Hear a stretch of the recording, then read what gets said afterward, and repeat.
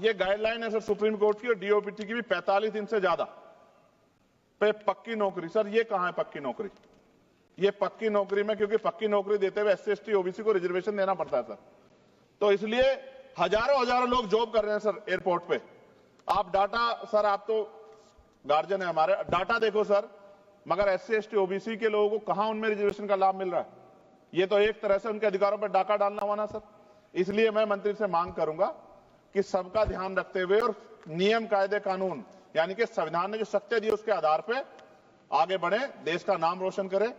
तो फिर ऐसा एहसास होता है कि इस देश की एक बहुत बड़ी आबादी 80-85% आबादी जिसके सपनों में ही हवाई जहाज, वो हवाई जहाज का सफर कभी कर पाएगा नहीं कर पाएगा। शायद जैसे पैदा हुआ जिस स्थिति में, बहुत बड़ी आबादी तो उसी स्थिति में चली भी जाती है। उस समय में सर चाहे 3 घंटे हो 4 घंटे हो, पानी का रेट सर 120, 200, 250 रुपए, जैसा आदमी वैसा पानी सर, जिसकी जितनी हैसियत है। अगर आपके बच्चे या परिवार है तो और परेशानी है सर, कोई पूछने वाला नहीं है सर। ये जो मैंने कल भी एक जवाब में जिस पे आपने कहा था, मंत्री जी को बोल दो, मंत्री जी एक वाटर कूलर भी एयरपोर्ट पर लगा दो, जरूरी थोड़ी बोतल का पानी पिए आदमी। ये अच्छी बात है सर, बहुत अच्छा सुझाव दिया आपने। पानी तो वैसे फ्री में मिलता है सर हर एयरपोर्ट। कहां सर, कौन से एयरपोर्ट पे सर? पता नहीं होता। बॉटल्ड वाटर नहीं, पीने का पानी तो मिलता है हर जगह पे, हर एयरपोर्ट पे। क्या बात बताई सर आपने, कौन उसका नाम बता दो एयरपोर्ट का सर मुझे। दूसरी चीज है, हमने एक नया ये उड़ान स्कीम का प्रेरणा लेते हुए हमने उड़ान यात्री कैफे भी शुरू किया सर।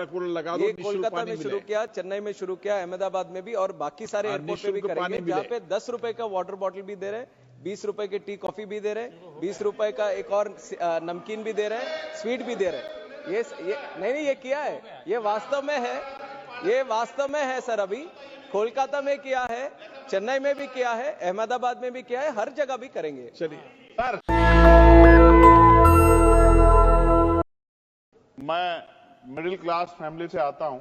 मेरे पिताजी प्राइमरी स्कूल में हेडमास्टर थे। गरीबी मैंने लोग लिखा होता है कि देख के आए, सुनी, मैंने तो अपने जीवन में इसका अनुभव किया सर। एक ऐसी बहुत बड़ी दुनिया है जो जिनके सपनों में ही हवाई जहाज है कि वो कभी हवाई यात्रा करेंगे। और मुझे आदत है सर, मैं कोशिश करता हूं लोगों से जानने की, तो बड़ी बड़ी रैलियों में, छोटी मीटिंगों में महिलाओं से, पुरुषों से पूछता हूं कि हवाई जहाज का सफर किया है क्या, तो गर्दन नीचे कर लेते हैं। फिर पूछता हेलीकॉप्टर किया, तो भी गर्दन नीचे कर लेते हैं। तो फिर ऐसा एहसास होता है कि इस देश की एक बहुत बड़ी आबादी 80-85% आबादी जिसके सपनों में ही हवाई जहाज, वो हवाई जहाज का सफर कभी कर पाएगा नहीं कर पाएगा। शायद जैसे पैदा हुआ जिस स्थिति में, बहुत बड़ी आबादी तो उसी स्थिति में चली भी जाती है। प्रधानमंत्री जी ने एक सपना दिखाया, उस सपने को लेकर के बहुत लोगों के मन में विश्वास पैदा हुआ। और मुझे ऐसा लगा, एक पिक्चर भी आई थी सर, सिरफिरा, उसमें अक्षय कुमार सर बहुत सस्ते दामों में हवाई जहाज चला लेता है। मैं मंत्री जी से कहूंगा कि उन्हीं से सीख ले कि कम से कम वो इतने बड़े पैमाने पे जो जनता है उनके जीवन में कुछ पल खुशी के दे पाए। अध्यक्ष जी, मैं बिहार जा रहा था, पटना में। आपके लिए वहां इन्होंने एक यात्रा निकाल के माहौल खराब किया था गिरिराज सिंह जी ने, उसी को रोकने के लिए जा रहा था सर। तो मेरे साथ एक दिल्ली के द्वारका के सज्जन बैठे थे, गोयल जी। जब चर्चा हुई तो मैंने उनसे पूछा कि सर कहां आप, कैसे?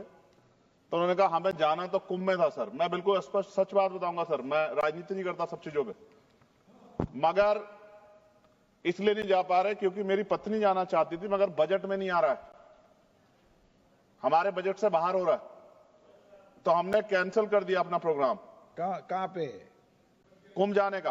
तो ट्रेन से चल जाते, हम भी तो ट्रेन से गए सर। ट्रेन में तो 7-7 घंटे का वो था, वेटिंग थी सर। आप तो यंग आदमी है, वो बुजुर्ग लोग कहां, रिटायर आदमी है सर, वो कहां से बेचारा करता। सर ये आप ही की सरकार बताइए ना कि ट्रेन से जाना पड़ रहा है। आपको अपने ऊपर सोचना चाहिए भाई कि आप एमपी हैं और आपके परिवार के लोग बेचारे ट्रेन से जा रहे हैं। कौन सी वो वीआईपी कल्चर कहां गया सर? वो सब परेशान थे, तो मैंने आके यहां आवाज उठाई, मंत्री जी को पकड़ा। मंत्री जी खड़े बैठे यहां, कि भैया आप तो यंग आदमी हो तो रोको इसको, इससे गलत हो रहा है। और मैं धन्यवाद दूंगा कि इन्होंने तत्काल अगले ही दिन मैंने खबर पढ़ी कि हवाई किराए में जो कुंभ जा रहे थे प्रयागराज उसमें 40% की कटौती की गई, यानी कि जो 50-60 हजार रुपए हो रहा था उसको कम करके 25-30 हजार रुपए तक किया गया। ये तब हुआ, ये गवाह बैठे हैं मंत्री जी इस बात के। ये क्या कह रहे हैं, ये गंभीर बात पूछ लो सर, आप पूछ क्या लो, कम करा सकते हो, पूछ लो आप ये पूछो, मैंने इनसे कहा नहीं कहा। और ये अगर ये इनके हाथ में था तो फिर कैसे हुआ सर, ये भी मंत्री जी बता सकते हैं। तो सर मेन क्या है, बहुत, क्योंकि सरकारी नौकरियां तो सर 2% है, 98% प्राइवेट सेक्टर है। तो जो प्राइवेट जॉब करता है, जैसे एक्स कोई बेंगलुरु में निखिल और सुरभि वहां जॉब करते हैं और अपने घर आना चाहते हैं सर, एयरपोर्ट पे आ जाओ। आ रहा हूं सर, आ रहा हूं सर, करवा दो मंत्री जी से कह के तो बहुत आसान हो जाए सर। तो सर वो अगर आना चाहते हैं और उन्होंने अपने, क्योंकि जितनी सैलरी है, सैलरी रोज नहीं बढ़ रही है सर उनकी, तो उन्होंने बजट बनाया हुआ है। इस आने और जाने में अक्सर उनको बड़ी परेशानी का सामना करना पड़ता है। ये वो लोग हैं जो जिनकी संख्या बहुत ज्यादा है सर। फ्लाइट अगर लेट हो जाए तो कई घंटे आपको एयरपोर्ट पे इंतजार करना पड़ेगा। कई बार 2-2 फ्लाइट ले जाती, बैठने की व्यवस्था भी नहीं रहती। लेकिन अगर आप लेट हो जाओ 5 मिनट तो फिर दूसरी फ्लाइट ढूंढो। उस समय में सर चाहे 3 घंटे हो 4 घंटे हो, पानी का रेट सर 120, 200, 250 रुपए, जैसा आदमी वैसा पानी सर, जिसकी जितनी हैसियत है। अगर आपके यहाँ बच्चे हैं, परिवार है, तो और परेशानी है सर, कोई पूछने वाला नहीं है सर। ये जो मैंने कल भी एक जवाब में जिसपे आपने कहा था, मंत्री जी को बोल दो, मंत्री जी एक वाटर कूलर भी एयरपोर्ट पे लगा दो, जरूरी थोड़ी बोतल का पानी पिए आदमी। ये अच्छी बात है सर, बहुत अच्छा सुझाव दिया आपने। पानी तो वैसे फ्री में मिलता है सर हर एयरपोर्ट। कहां सर, कौन से एयरपोर्ट पे सर? पता नहीं होता, बॉटल्ड वाटर नहीं, पीने का पानी तो मिलता है हर जगह पे, हर एयरपोर्ट पे। क्या बात बताई सर आपने, कौन, उसका नाम बता दो एयरपोर्ट का सर मुझे। दूसरी चीज है, हमने एक नया ये उड़ान स्कीम का प्रेरणा लेते हुए हमने उड़ान यात्री कैफे भी शुरू किया सर। ये कोलकाता में शुरू किया, चेन्नई में शुरू किया, अहमदाबाद में भी, और बाकी सारे एयरपोर्ट पे भी करेंगे, जहाँ पे 10 रुपए का वाटर बॉटल भी दे रहे हैं, 20 रुपए की टी कॉफी भी दे रहे हैं, 20 रुपए का एक और नमकीन भी दे रहे हैं, स्वीट भी दे रहे हैं। ये नहीं, ये किया है, ये वास्तव में है, ये वास्तव में है सर। अभी कोलकाता में किया है, चेन्नई में भी किया है, अहमदाबाद में भी किया है, हर जगह भी करेंगे। चलिए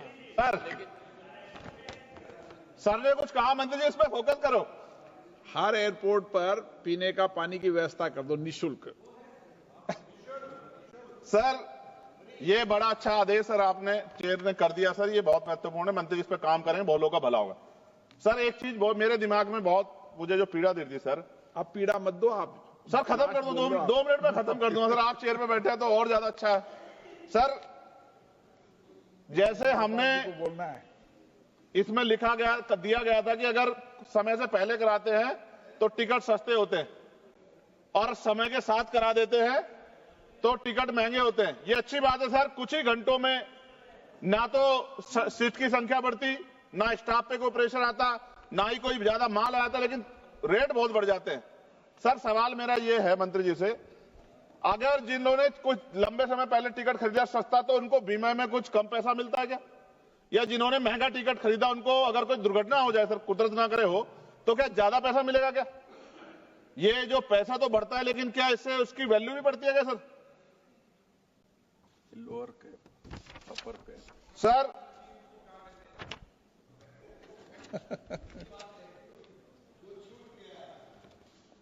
सर आपने कहा कि भाई ये जो है डिपेंड करता है सीजनलिटी, छुट्टियां, त्योहारों और प्रतिस्पर्धा पे। सर प्रतिस्पर्धा है कहां सर? हमने तो जो कुछ था उसका निजीकरण बेच के सब जीरो कर दिया सर, कुछ नॉमिनल शेयर अपने पास रखे। प्रतिस्पर्धा तब होगी जब गवर्नमेंट के 10-12 एयरलाइंस होगी अपनी। जब गवर्नमेंट की अपनी एयरलाइंस होगी तभी तो प्रतिस्पर्धा होगी। जब गवर्नमेंट की एयरलाइंस होगी तो कहां की प्रतिस्पर्धा? फिर तो वो मन चाहे डाका डालने चाहे लोगों की जेब पे। सर मच्छर सुविधा देखो, सीटों के हालात देखो, मंत्री जी ने किया था, शिवराज सिंह चौहान जी ने, कृषि मंत्री जी ने, क्या हाल थे एयर इंडिया के, कि सीट खराब थी उनकी सर। चलिए आम आदमी की छोड़िए, मंत्री जी को सीट नहीं मिली अच्छी। और मैं फिर कह रहा हूं, आपसे बहुत उम्मीदें हैं मंत्री जी, कि आप कुछ नया करके दिखाएंगे और प्रतिस्पर्धा पैदा करेंगे। गवर्नमेंट सेक्टर से सर अच्छी कुछ फ्लाइटें चलाने का काम करेंगे। और मैंने आपसे मांग की है कि मेरे लोकसभा क्षेत्र नगीना में, वहां से मुंबई को से भी व्यापार होता है, दिल्ली से भी होता है, अरब कंट्री से भी होता है, लोग करते हैं सर। मेरी मांग है कि मेरे लोकसभा क्षेत्र नगीना में एक एयरपोर्ट आप बनाएं सर। वो एयरपोर्ट बनेगा तो मैं कहूंगा कि मंत्री जी ने बहुत अच्छा काम किया। नहीं बनेगा अध्यक्ष जी तो फिर मैं क्या कहूंगा कि एयरपोर्ट वहीं बनेगा जहां मंत्री चाहेंगे। और मंत्री जी किन की बात मानेंगे? आप मांग करते रहना सालों तक।